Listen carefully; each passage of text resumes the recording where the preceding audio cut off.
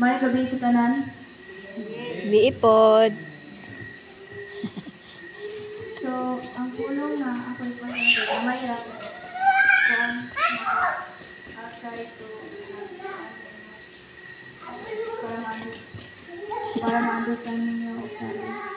So, ito pulong kang gabihan tayo sa nasa Jeremiah chapter 10 verse 10. But the Lord is a true God. He is the living God, the eternal King. When He is angry, the earth trembles. The nations cannot endure His wrath. So, ang Ginoo ang tinuod nga kuan mao ang ato Ginoo nga ato gina praise worship.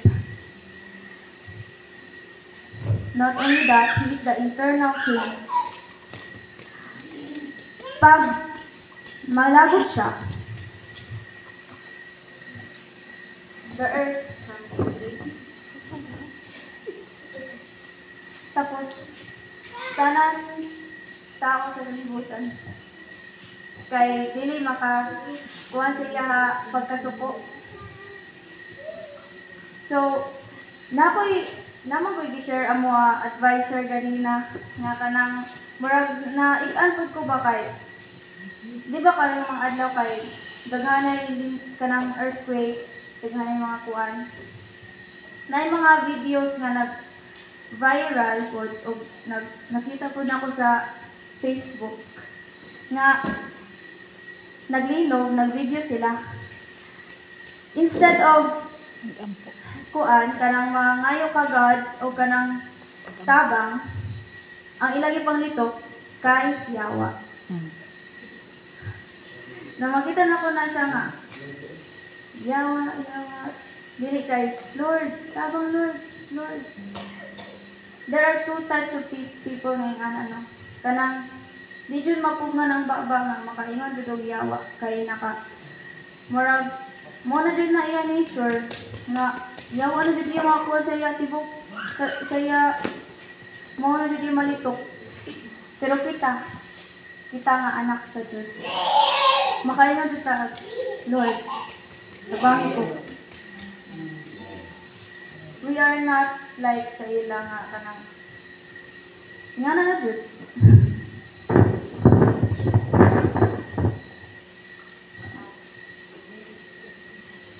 Tapos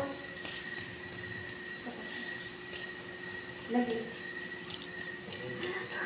Ito nang sabi.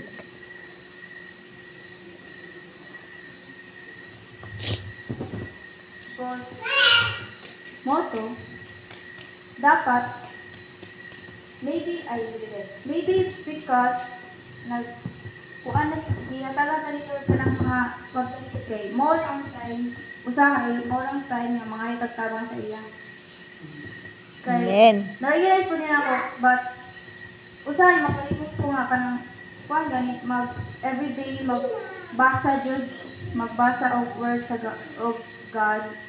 Tapos pag nana ko sa kanang kalisod dala na ako ma-realize makuha na ako mangayon akong tawag sa Ginoo murag on siya kay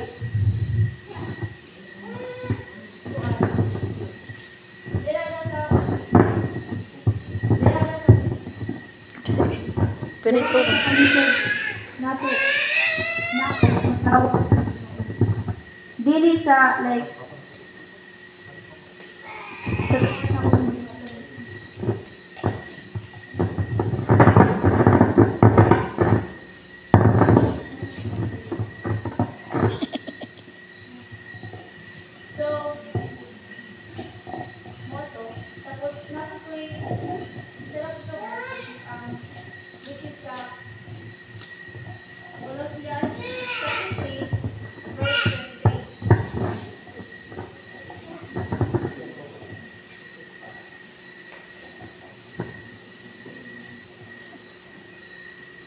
whatever you do, work at it with all your heart, as working for the Lord, not for human masters.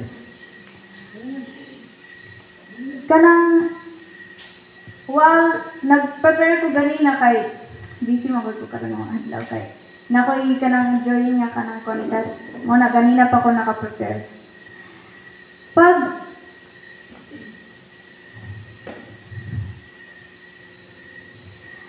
pag kanang it's not because kay nagwali ko kay murag kuan ko ba nga ikaw pagwali ka kay kailangan jud nga magwali ka. It's because nakoy heart para ay nakoy pag-iisip nga kuan kanang murag I'm grateful na maka storya sa word of God and not because I was told to. Dapat mo na nakuan pero dapat kita tanan kay we are not told to praise God because nay nagaingon sa ato nga ikaw kanang murag gi kuan na ka ba gi ano na kanang giingnan na ka ba nga pagsimba dito kay murag dili routine na nimo ba kanang pagsimba Sunday simba ra ka Wednesday yung midweek but because kay gusto ka manalangin sa Ginoo not because di mo na nimo sa routine. And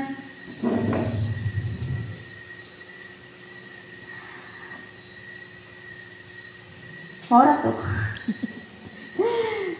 Okay. So, mora to mga share ng mga pulong sa Ginoo. And mag-prayer na lang po para sa pagpatapos.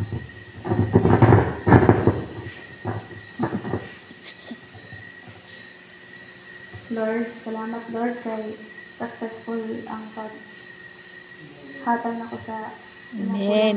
Lord, may you touch this heart of them, Lord, na ma-spread nila ang imong gospel, Lord.